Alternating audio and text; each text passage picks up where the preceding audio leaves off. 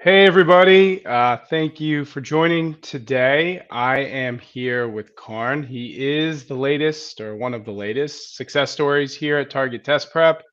He dominated the GMAT, as I'm sure you guys saw. He got a 780 on the GMAT, and I believe that was a Q50 V48. And he's here to kind of talk about his experience studying for the GMAT with Target Test Prep. Certainly, as always, you guys can ask questions. We will get to them throughout the presentation or the interview or whatever. But yeah, throw them in the chat box because you don't have to wait to the end. So welcome, Karn. Thank you again for joining us here.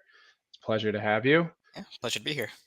Good. So, all right. Well, we can get right into it. So, Karn has a pretty cool story. I think a lot of you guys will relate to it. But I think to start, why don't you just give a little bit of your background so people know kind of where you came from and all of that good stuff? Yeah, sure. So, I grew up in New Jersey.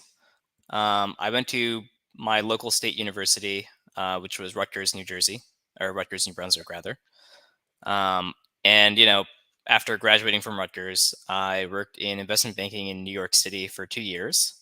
And, while I was there, I kind of realized that I wanted to try my hand at working in investment management. I got a job that fit all the characteristics that I was looking for in Los Angeles. And I currently work in asset management in Los Angeles, and I've been there for 2 years roughly. All right. Awesome. Awesome. So, yeah, I mean, I'm sure that's a similar story to many. Obviously, a lot of people work in finance, take the GMAT, go to business school. So that's uh, kind of standard with a lot of applicants. Now, regarding your GMAT, let's talk a little bit about that. So, how did you start it? When did you start it? Why did you start it? I mean, you have a decent number of years of work experience. So, kind of get into the process of where you were at when you decided to begin your GMAT prep. Yeah, sure. So, you know, when I kind of started at my current role, kind of the two things that the people that I worked with highlighted to me were that, you kind of wanted to take the CFA when you worked in asset management just because, Right. it's a lot of material that's relevant to the day to day of the job. And, for a lot of roles, if you want to move further in your career, you wanted to get an MBA. So that meant, down the line taking the GMAT. Where I was when I started to first switch to, GMAT preparation, I had taken, I think I was about a year into my job. I had taken, you know, the first and second levels of the CFA exam. Um, and, kind of at that point, once you're a year in, or maybe a year and 6 months in or so, then things have started to sort of stabilize at the job. You have, Right. I would say, a bit more free time. With the second level of the CFA exam, that gives you a lot of like maybe the practical skills and kind of the day-to-day skills that you would use. Hmm. So it just felt like a good time to take the GMAT just from a perspective of having the free time to be able to devote to it. And kind of being at a point in the job where it made sense, and there wasn't as much of an imminent need to take the next level of the CFA exam. Yeah. Right. So the timing just worked out well, and that's what I would say emphasize. Yeah, and you did something interesting. We were just kind of talking about this before we started that I think will help a lot of people. So what I was saying was I have a lot of students who wait and they're like, oh, 4 months before my apps are due, I'll deal with the GMAT, or even 6 months. Now, you did something very smart. You took the GMAT early. You're not applying, you said, till the fall, and you're totally done. You were done in February. So, what was kind of the process about starting it that early, and what kind of advice would you provide to students who are considering starting it early? Yeah, sure. I mean, the importance that people place on the GMAT is just very high. Um, Whenever I talk to anybody else in my company and I ask for their advice on the next steps in going about applying to business school, the first point was always that you need to take the GMAT. You need to get a good score in the GMAT. And if you didn't get a good score on your first try, then you need to have the time available to Right. take a second try and a third try. Mm. Yep. Um, And you know, just just by virtue of needing to get that good score and it being such a key gating item, I thought it just made sense to just take care of it early. And if something goes wrong, then I would have the time to correct course before going Right. on to applications. So, Good. and I think on top of that, you know a lot of my study time was during kind of the holiday period, um, which is relatively slow. So I Yeah. just the timing when I took it really afforded a lot of free time, so I could just focus in on the GMAT. Right. Yeah. And that's such a good point. And for anyone here, I guess there's a new wrinkle, right? The GMAT focus, not to Yeah, turn this into that discussion, but I still think if you are studying for the GMAT now and trying to take it early, I wouldn't worry about things like, certain things with your scores or anything like that with the current GMAT. I would do exactly what Karn did. I would get it done, have it in the bag, and I'm telling you, he's going to be. I'm sure you will. Well, you can report back, but my guess is when you're filling out your apps this summer when they're released, and you're not dealing with the stress of the GMAT, you're going to be much happier than the folks who are kind of juggling both of those at the same time. Is my guess. Um, all right, cool. Well, that is very good advice. So hopefully, some people follow that. Now, obviously, you use Target Test Prep for your GMAT. Do you want to talk a little bit about how you started your GMAT prep, and then kind of how you came about Target Test Prep and yeah, and everything like that? yeah. So when I was starting GMAT prep, I mean, frankly, I didn't start it in a very organized manner. Oh, It was just a, it most was just don't. me like looking at questions here and there and seeing like, Yep. oh well, this seems I don't really know how I would approach this. It seems kind of you know doesn't seem like if you just look at these questions in a vacuum, it's not obvious how you would go Correct. about solving them. Yes. And eventually I asked one of my coworkers for his advice on his GMAT and MBA application process. And his process I think took a bit longer than mine to study for the GMAT. I Right. think his process took 6 months, and I think he said something to the effect of the first quarter or half of that or something he spent doing what I did, which was going to random posts here and there and looking at random questions. Right. And then eventually somehow he took target test prep, and he realized he just should have taken target test prep from the beginning. Yeah. And at that point, I cross-checked it with a couple of different sources and looked on some Reddit forums and other reviews Yep. just of the different test prep services. And Hmm. it all of, all the reviews for target test prep I thought were very strong. Yeah. And I thought it just made sense to jump in with target test prep. I don't think I used the free trial period. I just went right Oh into it and wow, figured that's awesome. yeah, I figured I'd just get started, and just get going on that. So Yeah. that you know that was how I started my process. Okay. Did you take a practice exam to start before you jumped? Like, did you have a baseline score at any point, or was the first real piece of data like when you finished the course and started taking your practice test? Yeah, so yeah, I didn't take a practice exam before I started, and I think that was more just me not noticing that one was available. And in Right. in hindsight, I really should have taken the practice exam Right. because I mean, frankly, a lot of the GMAT test prep questions are actually quite difficult. As you're going through the test bank and target test prep, getting the percentage scores. I mean, for me at least, there was like often a feeling like, I feel like I should be scoring higher. Like, Right. am I really going to be able to pull this off? Oh, And from yes. my perspective, I think it was just unnecessary anxiety Right. because Of course. in the end things worked out. But Uh-huh. just it would have been easier to sleep at night. One less thing, like eating my mental capacity. Right. Just having the knowledge of like where you stand right today, I think Hmm. just like, gives you more energy to focus on getting to where you want to go.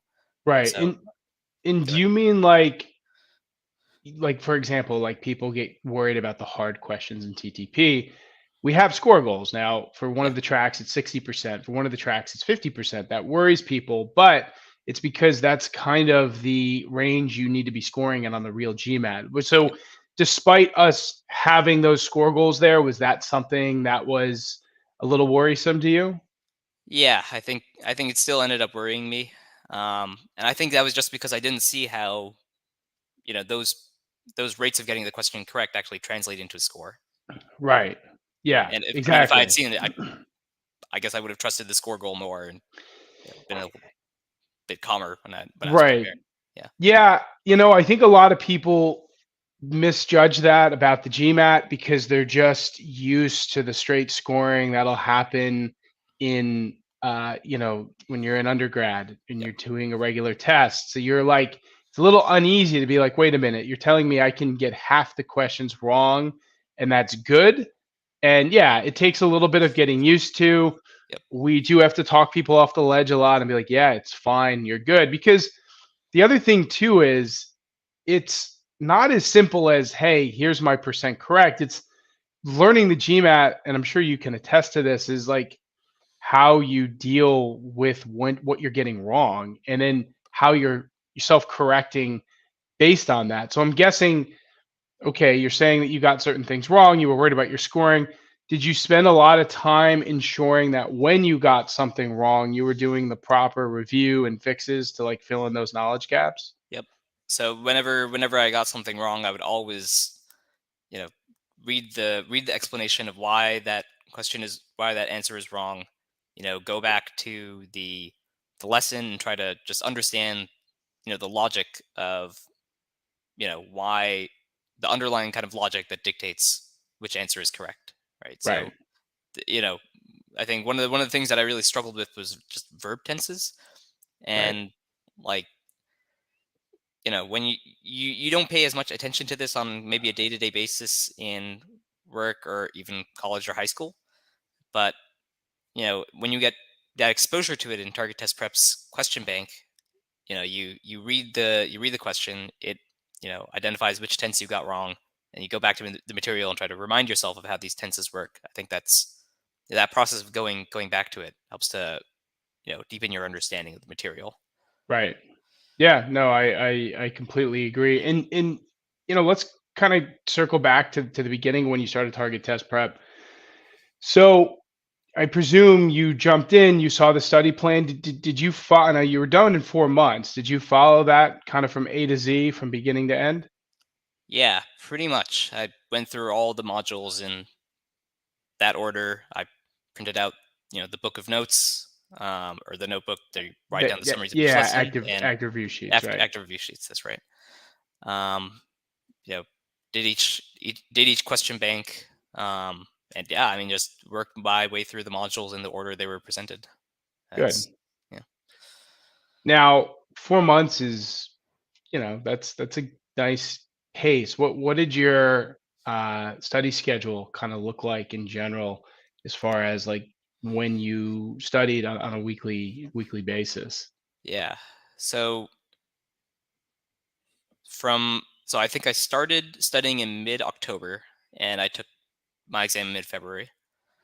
So through October, and I think I mean, through October and November, and then a little bit of December, I would basically do the standard thing where I would, you know, go to work during the day, you know, come home and, you know, study for a couple hours after work, and then on the weekends I would try to, I think I would study like 4 to 6 hours a day, maybe.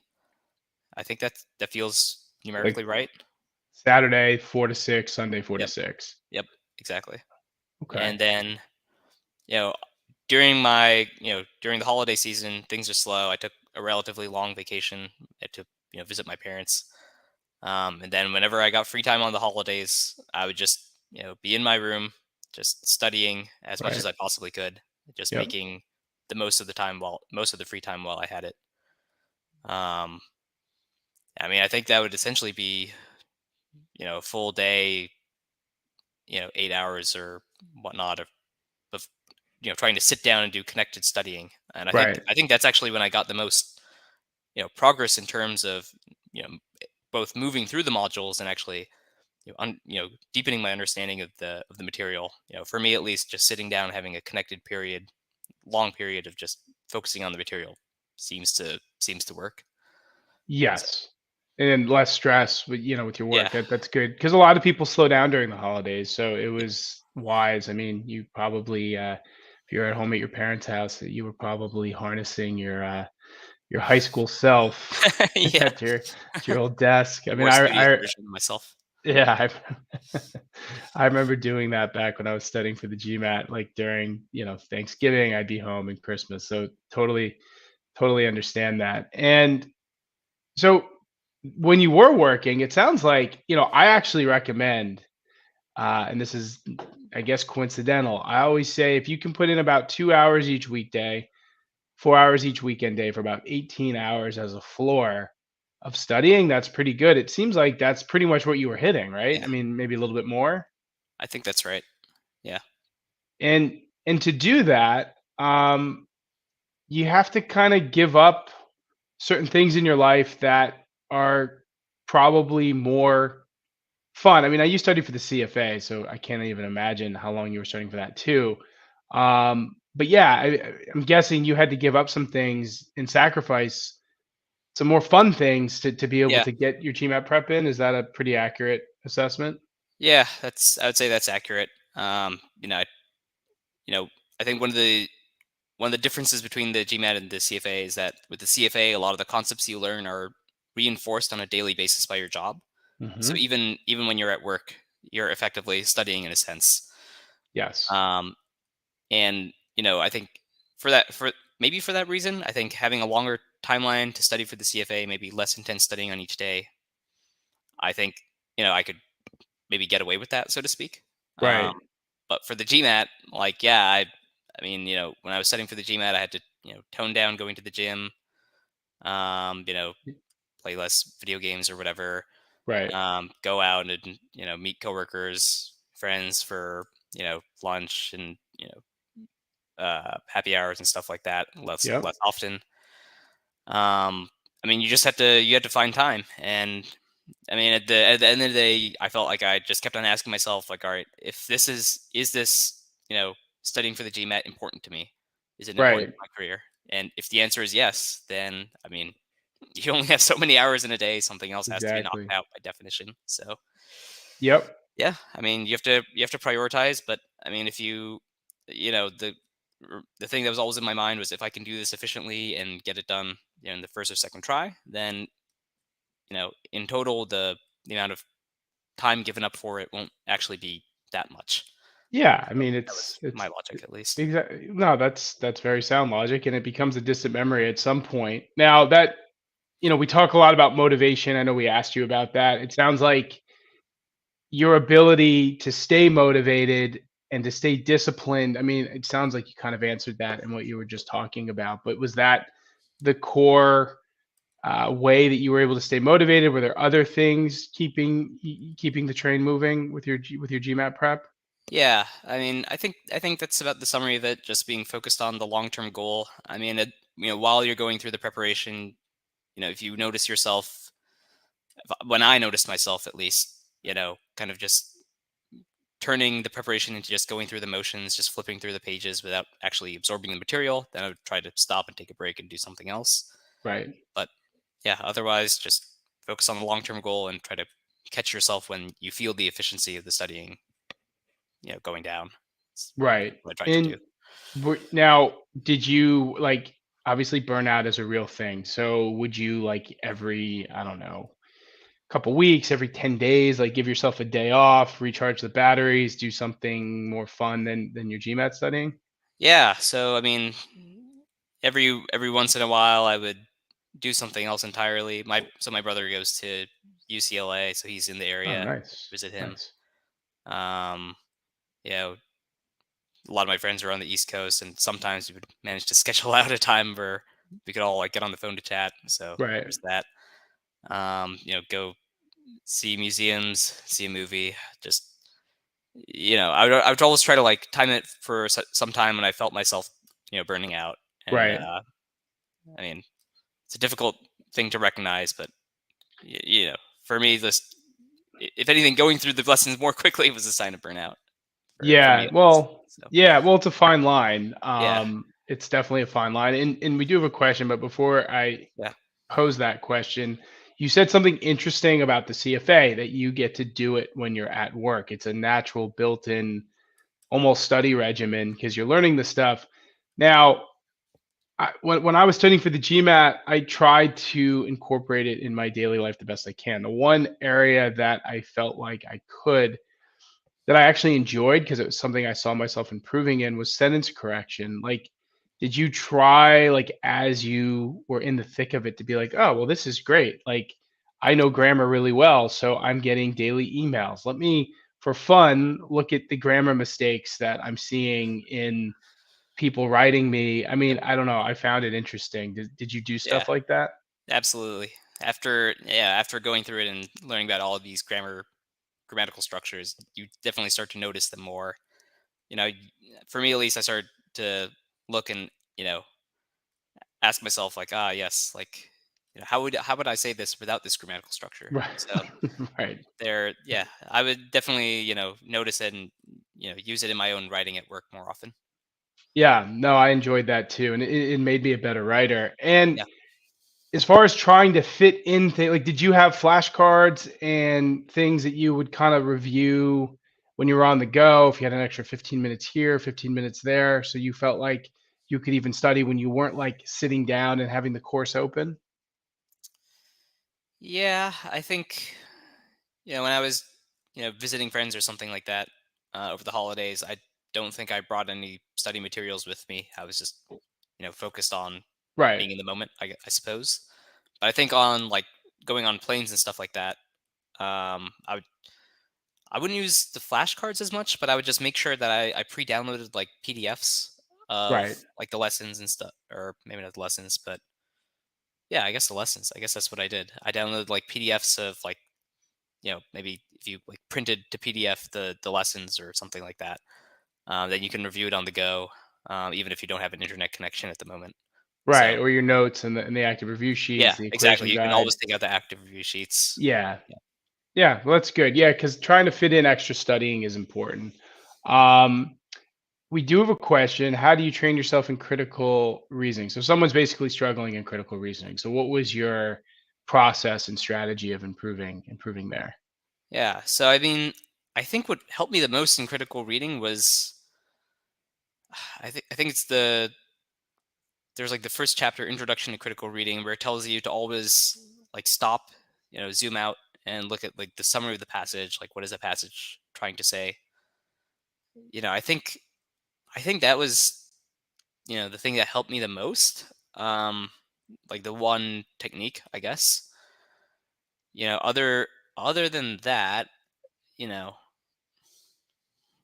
I think my process for improving in critical reading was just always trying to like break down the passage and like try to go component by component, if that makes sense. Like what is each paragraph trying to say?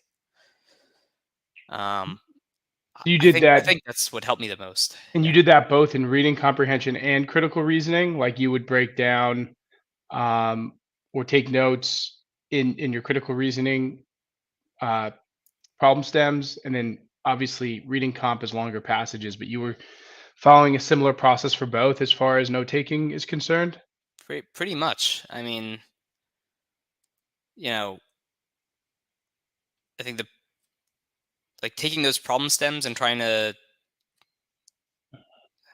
how do I describe it? Like almost say like, okay, like what is after you kind of see a lot of those those stems, you kind of like Yeah. see a lot of different common ways like, you know, the problem can go in a certain direction.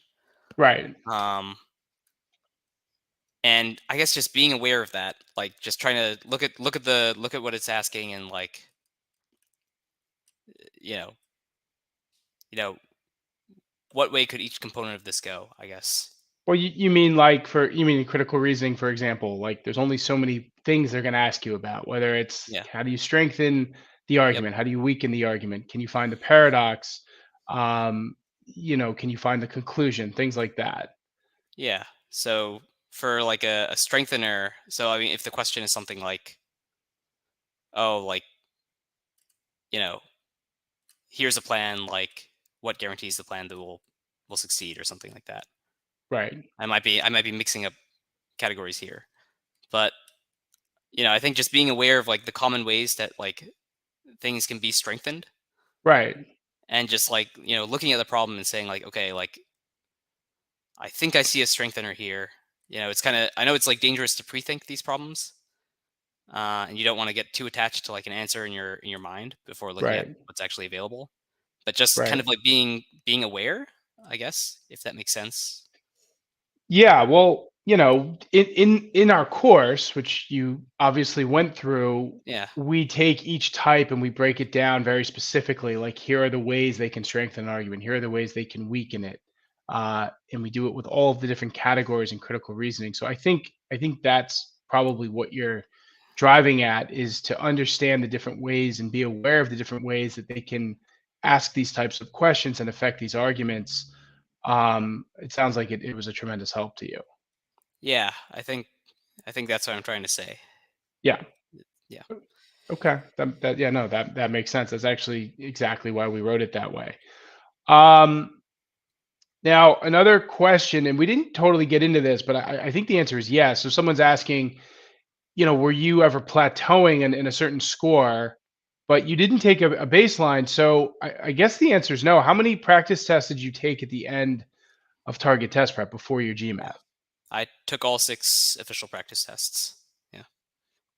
And what were your score breakdowns like, more or less, the ranges Yeah, of I them? mean, I think it was more or less. I mean, they were all 780s, Oh, and then wow. it was more or less like the same verbal.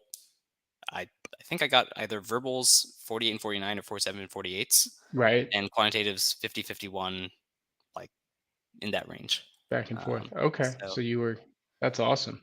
And yes, to answer the other question, Karn didn't use any other resources, and yeah, he did complete all of target test prep. So he just followed the study plan all the way through. Now, another question.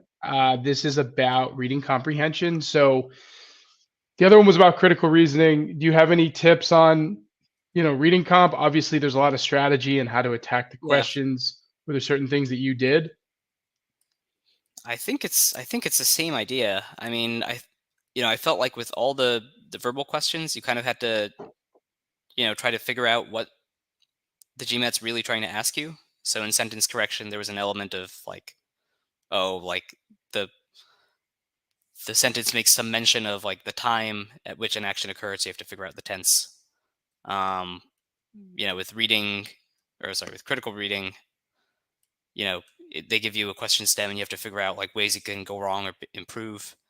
I think with reading comprehension, it's like it's again kind of the same idea. You have to look at it and try to like think like what's like really going on behind the surface. Like what's the main idea here? Right. I think that's the way you do it. That's what helped me at least. Um, and at least when I was looking at the practice exams and comparing, you know, going back to the sections and trying to find like key advice that I could use, I think that was what helped me the most. Um, just trying to like summarize things in your mind, right? Right. And do you feel like I mean, there's obviously a lot of different subject types in reading comp. I'm sure there's some that you liked, some that you dislike. Like, I would rather read about a history passage or some sort of business passage than I would, say, a science passage. And I know a lot of people are like that. But if you can kind of immerse yourself in whatever you're reading, is what Yeah, you're kind of saying, I think that that can help you kind of navigate your way through it, and also understand that these passages are pretty formulaic in nature. Um, and so there are kind of common similarities across the board, from, just how they're presented to the changing viewpoints. Like, I guess, if you, as you said, if you go into those expecting it, then probably makes your life a lot easier. yeah. I for one enjoyed all the passages. Oh. So even I think they're all nonfiction. So even when it's about like Yes. literature, which is something I personally am not very interested in, it would be about like the biography of an author, which Right. I I feel like is still interesting. So Are you an avid reader? not as avid as I should be, but I'm not at yeah, all. yeah, I mean, maybe I was then, but no, I unfortunately am not now. And did you do any, like, we talk a lot about, hey, read like, Economist, read Scientific American. Did you do any of that, like, outside? I mean, maybe you do for work anyway. Read some of yeah. these. I I guess I do a lot of reading for work. Um, Right. so I'm like trying to read like a history book right now, but it's always difficult to find time. Hmm. But um, yeah, I would say I'm an avid reader. I read a lot of news, Right. that, And that kind of thing. yeah, and you've seen how we suggest reading some of those things, Economist. Yeah, I mean, Scientific American, that's something you would probably have to go and go out of your seek way. Yep. out, or Smithsonian, for example, for history stuff. But yeah, I mean, that all helps. Someone also asked, how did you manage your time in reading comp? I mean, as you know, I'm sure you remember, Yeah. timing for quant's very simple, timing for verbal isn't. So did you have a strategy, or were you just kind of looking at the clock and ensuring that too much time wasn't being eaten away as you dealt with these passages? I think it ended up being more looking at the clock. Right. Yeah, I think it was, it can be difficult to, look at the passage and figure out how much time you can spend, and then just just on kind of the upfront comprehension of the passage. Um, I think it ended up just being looking at the clock and being aware of where I generally stood on timing. That ended up helping me. Right. Agreed. And another question is now about quant, and I do want to get into some of your favorite components of the course. We will talk about that soon. But how did you manage to score Q50? Like, is there tips that you can share that you felt like worked for you as you were studying for quant? Yeah, I mean, incidentally, I majored in math in undergrad, so Oh, for okay. whatever that's worth, That's worth having a math something. background might help. I don't really It does no some controlled usually. experiment here, but Right. Yeah. but I mean, with math, I think it's also a game of kind of like knowing what technique to use. Right. And I think for most of the kind of like what I would describe as like continuous math, like rates and velocity, like speeds, Yeah. Great or work. rate work. Yeah, even like some of geometry, because that's I would say measurements are continuous. I think that was okay for me to pick up, but where I had more trouble was what I would call like kind of the discrete like math, where it's factoring, um a lot of the things that show up in properties of numbers, like Yes. exponents, Yep. um especially when the exponents are like -1, 0, and 1, or when they're evens versus odds, or it's remainders, or something like that. Right. Where it's just all these different types of math that you don't really reinforce often, because they don't really show up in most jobs. I don't think they don't show up in my No, job, at not really. least. That's right. So, I mean, I think for those, it's just a yeah. You have to. I think for the one thing I would say is like having some kind of curiosity about how these things work helps. So I mean, for remainders and stuff, you know, if you look up like modular arithmetic or whatever, it may or may not help you. If an introduction to that stuff may or may not help you with learning things with the GMAT. It helped me a little bit just in going through it formally, and so like an outside resource might just help you memorize some of those properties of remainders and stuff like that. Yeah. Just good way to get reinforcement there. Um, but I mean, aside from that, I think the way I dealt with that was just by doing a lot of practice problems, and like just getting more familiar with the different techniques that you use to solve those problems. Um, Right. I didn't really find particularly, I don't think there was a real trick to it. Um, I think it was just like a hard work and see lots of problems type of thing. Yeah. Well, I always say you want to be able to hone your process. There are a Yep. lot of problems on the GMAT where you can have a specific process and you can go down a Yeah. path.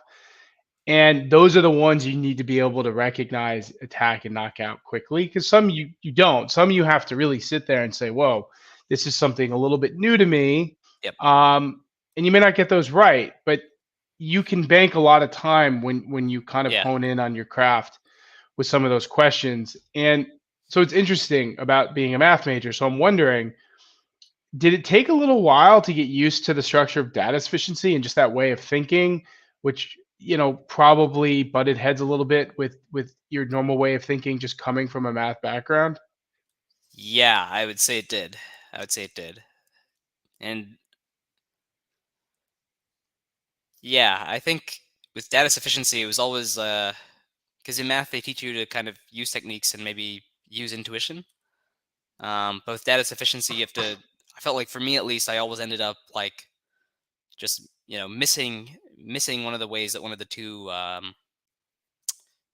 forget what they're Statements. called, statements. Yeah, one Yeah, of the two statements can be used to show one whether of it was the sufficiency. words. Yeah, exactly. So yeah, I think Did there's an element of like learned creativity that you have to get, I guess. did you find yourself sometimes like doing them all the way out and being like, wait a minute, I just went way too far with this, and then trying to Yeah, train your brain to be like, okay, once I have what I need, I can move on. yeah, I would say so. I would say so. Okay, yeah, no, that's interesting because yeah, I think sometimes what are and that's why the funny thing is you're like, well, I'm a math major, does it help? I mean, sometimes it helps. I'm sure your foundation is great, but then you kind of have to break yourself down a little bit based on what you previously did to then build yourself back up to being like GMAT quant ready. Yep. So it's kind of interesting. There's no right way or wrong way to be when you start it. Personally, for me, I was a liberal arts major, so I was not quant. I had taken two math classes in college, both somewhat relatable to the GMAT. At least the second one, I took stats and then calculus. I don't believe there's much calculus related stuff. The GMAT. So yeah, I was like, I was digging in. Like I'm guessing you knew how to factor a quadratic when you started your GMAT prep. Yeah. I actually didn't. And well, I didn't quite remember it. I had to like harness everything that I learned from high school, and eventually it came back. But so yeah, the point is, math major, not math major, you can do it. It's just you have a different level of knowledge when you come in. Yeah. Um, someone is asking about.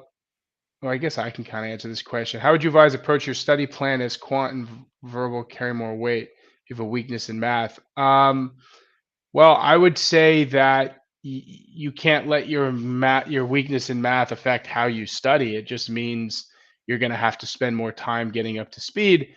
And another thing is like, look, Karn did some awesome stuff in 4 months. That's very, very impressive. I want to stress that. Very impressive. 780 in 4 months is no joke. Um, that's not the norm, I'd say. Um, some people can do it, but I guess my point is from a timeline perspective, don't compare yourself to what everyone else is doing. Karn had a specific set of circumstances. He was also very disciplined. He kept up a good study routine. He had a decent foundation when he started, and he was able to get through it in 4 months. If it takes you 6 or 8 months, so be it. It's not the end of the world, and there are many people out there like it, but do what he did. Start early, give yourself plenty of time. I mean, I'm guessing, Karn, did you expect to be done in 4 months, or were you like, well, I'm here, I guess? Yeah, Yeah. I thought I was planning for this to end up taking longer. So there I you go. was I so incidentally I had a wedding to go to at the end of March, and I specifically chose that date in mid-February because if I took another GMAT exam after 2 weeks of additional studying, it would also fall before that vacation. So there were backup plans here. Yeah, Yeah. that's right. I figured. So yes, and I'm sure you're in the midst of what I like to call the wedding season or wedding age, where Yeah. you probably are doing a lot of traveling to weddings. So if anyone out there is trying to get their GMAT prep done in the summer and you're about 26 or 27 and you have 15 weddings to go to, keep that in mind. I Yep. dealt with it myself. They feel never ending. And yes, it's tough to study for the GMAT when you're constantly traveling for weddings. Um, someone asked a question, but maybe we'll skip it and you can clarify it because you said any tips on checking your work with DS. I'm not totally certain what you're asking, so feel free to expand on that. Someone asked you, I think we skipped it. Do you recall how many questions you kind of had to flatly guess on in quant and verbal on the GMAT?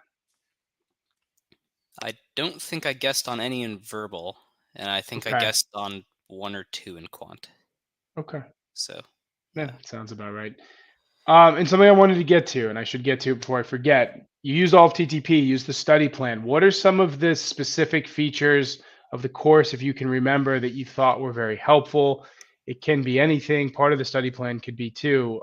Just curious because there's a lot that we have in the course, so it's always good for people to hear about the things you enjoyed the most or were most effective for you. Sure. Yeah, I think first and foremost, the material, just, in each module, the explanation of that that type of problem, you know, or that lesson, and the Right. fact that it logically walks you through everything, explaining like, you know, here's this technique in math that you use to solve this problem. Like these are the properties of remainders that you can use to solve these. Yep. Like these are the different verb tenses. When you use them differently, they express different things. There's a Yep. reason they exist. Right. Different verb or different moods, etc. Like it explains to you kind of logically why these you know areas of inquiry like exist. So Right. I think that's like first and foremost, like going into it with kind of like respect for the material that you're learning. Right. Um, of course, there's the problem banks. Yep. Practice I think makes perfect. When you go through and try to answer those questions, you'll learn what your weaknesses are, and that'll help you zone in on what you need to improve. Just the way it's paced, I think makes a lot of sense, or maybe not paced, but structured, just with Yeah. Right. just alternating, almost alternating, but not quite with the different quant and verbal Yeah. Uh huh. sections. I think that just helped me at the very least, like pace things, and just make sure I was evenly studying on both of them. Yep. Um, yeah, and just the review tests, trying to kind of simulate that actual you know GMAT environment. Again, practice. I think practice makes perfect. Um, and there's a lot. It gives you lots of material to practice with. Yeah, it's funny, man. I I just made a video yesterday. We post all of these short videos on our YouTube channel, and one of the ones I made was that you can learn the stuff, and it's great to learn it, but you can't forget to practice it. Yep. And even though like we spoon feed it in the study plan, like people want to get through the material as quick as possible. And what I find students sometimes have a tendency to do is they, especially because of how our chapters are laid out, right? Because it's not like you're just reading, reading, reading. You're reading and doing. So you get a lesson on um, difference of two squares, and then you have like three immediate practice questions with video solutions. So if you go through that and you do them out, and let's say you even do them successfully, you may say to yourself, "Oh, I'm good." And you would rinse and repeat using that mindset throughout the whole chapter, and then maybe want to skip the chapter test questions, which clearly you didn't do, as you said.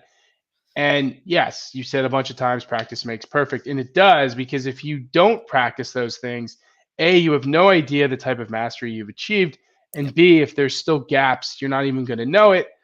And then, C, you're going to get to the end of your prep and be like, you'll take a practice test and be like, "Oh crap, I forgot all this stuff," because you never dug in and got the muscle memory. Yep. And then you said something else important is the review tests, because I'm sure as you went through TTP, I'm guessing you were probably doing your own reviews on, like, of your notes and stuff to make sure things didn't slip away. Yep. I would Okay. agree with that. Yeah. And Just as you're then going through the lessons. Yeah. yeah, so you had your own notes. So every so often, what you'd maybe review your error log in TTP and Yeah. with your Just active review sheets. review. So I would review, I think, mostly the active review sheets. After taking the exams or taking the test at the end of each chapter, I felt like I already kind of knew which sections I was weak in. And as you go through the rest of the chapters, often something in a later chapter will reference something from a previous one. Right. That was, I think, always the impetus for me to pick up the review sheets and just flip through and Yep. say, yeah, that's how that worked. So Yeah, and then you were obviously doing our review tests, so like yep, module mission review tests. Yeah. So people ask that a lot too, like how am I not going to forget this stuff? In the study plan, we have tons of reviews that we force you to do, but obviously like you're your own person, yep, you're in your own brain, like you know what's happening, what you're forgetting, what you're not. So you can incorporate your own review sessions as much as you want. That's why I brought up flashcards before. I know that wasn't something you did a lot of, but you did have those active review sheets. They're transportable. You can bring them yep, anywhere. Um, so I think that's a really important part because you are learning so much as you move from A to Z that yeah, you got to look at it. Otherwise, you will forget it. Um, Another question I'll just reiterate because you already answered it. How did Karn spend his time? You said you didn't get here, so it's earlier in the interview, but I'll just repeat it. A, he was very disciplined. He talked about that.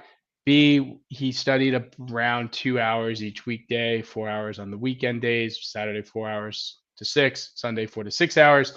And he timed his GMAT prep during the holidays where he had some vacation time. And instead of enjoying his vacation, he studied really hard. So if you have vacation days, use them to study. Don't use them to have fun because you just want to get your GMAT prep over with. Um, I think this question got answered, but you can tell me if you have any more thoughts on it. What do you suggest the most effective tool while revisiting the chapters, either taking notes or flashcards? I'm guessing it's notes of what you said. notes. Yeah, I would say so. Yeah. Now he did use our active review sheets, and those are optional. They're not something you have to use. In fact, it's funny, a lot every so often someone will download them and they'll say, why are these blank? It's like, well, yeah. So, and the answer is, well, they're for you. They're for you to take notes and to organize them. That's why we have them. Doesn't preclude you from getting a spiral bound notebook or a composition notebook and doing what you need to do. Taking notes, in my opinion, and Karn can potentially reinforce what I'm saying, assuming you agree. It They're helpful to go back and look at, but they're helpful to make sure that you're actively reading and learning when you're going through the material. Did you find that that was just kind of like a mental checkpoint to keep you from wandering? Yep, 100%. Just stopping and summarizing each section was almost a Right. way that I proved to myself that I was understanding the section. So, Exactly, exactly. I couldn't agree more because there's so much you're going through, yep, and it's just like a reading comp question. Like if you get to the end of the passage and you haven't done anything and your mind is in a million different directions, then you may say, "Oh crap, I don't even know what I just read there." yeah, So yeah, I'd say that's important. Another question: did you study quant first, verbal? He answered that too. He did both at the same time, just like it's laid out in our study plan. So yeah, I think he followed that. Um, okay, I don't know, Karn. You can tell me if you did say this. Karn mentioned having issues with data sufficiency problems, knowing if you've taken the wrong path. Did you have issues with that? Or did you say something similar that maybe was yeah. misconstrued? I think what I said was going through a long process to prove that a given statement, is sufficient or Right. insufficient, when a shorter one would have been equally workable. Oh, okay, So, I see. So yeah, that's something you just had to work on. yep, Okay, and that was just through practice and refining your process and your tools and all of that stuff, basically. yeah. I think that was it. Just kind of getting a better grasp on the math tools that you can use in each of those situations. Yeah, and I practice that with students. Like I always give students a question early on where one of the statements you just have to determine if x is 3 to the x is greater than some number, and statement 2 is this kind of convoluted equation with x's as exponents, and I'd be willing to bet if I gave you that question day one you would have tried to solve out um, the equation for Yeah, x, right? Instead of realizing, oh wait, this is a linear equation, I'm going to get one value for x, I don't care what it yeah, is, so I'm done. And yeah, the GMAT loves to do that because they could make it easy, but they don't. They want to catch someone who's so laser focused on, solving the for a solution, only to realize after the fact, oh man, I didn't even need to do that. So Yeah. I'm guessing that was what you were probably grappling with early on. Yep. That sounds pretty accurate. Good, dude. Well, if only we could go back in time, I could test you on that. Um, well, I think this is kind of good. I don't see any more questions in the chat. Is there any kind of parting words you have for aspiring GMAT test takers out there, words of advice that they can leave with here? Yeah, I mean, just big picture, focus on the long term. If getting an MBA and doing the GMAT makes sense in your life, then you've got to devote the time to it, devote the resources to it, devote your mental energy to it, and I mean, doing that. I mean, again, it doesn't, like you said, it doesn't really. It matters where you're starting from, but what matters more is where you take yourself from there. And I mean, that's, I think, a good mentality to have going into this. Yeah, I Mentality that agree. I tried to approach it with, at least. No, I think that's very sound advice. Yeah, and as we say, proof is in the pudding. You worked hard. You found a good resource. You put your head down. You did the work. Stayed motivated, and there you go. There's your 780. They don't hand those out, so you did have to do a lot to get there. And so we're definitely psyched for you. Exciting to get you back on the East Coast, hopefully, when Yeah, you apply to hopefully. some business schools. Um, and yeah, so I really appreciate you taking the time to sit down with me and answer these questions. I appreciate everybody for coming and watching. And of course, I will be back, I'm sure, in the next couple weeks. So yeah, thanks again, everybody. And remember, we're running a sale right now between now and the end of the month. We mentioned that. It's 20% off TTP. So feel free to purchase the course at that nice discount. And of course, if you need anything, anyone, you can reach out to myself or the team at TTP. So, Karn, thank you again. This was fun. My pleasure. Enjoy the sunny weather in LA, and I will enjoy the cold weather here in New York. And thanks again, everybody, and we'll see everybody soon. All right. See y'all.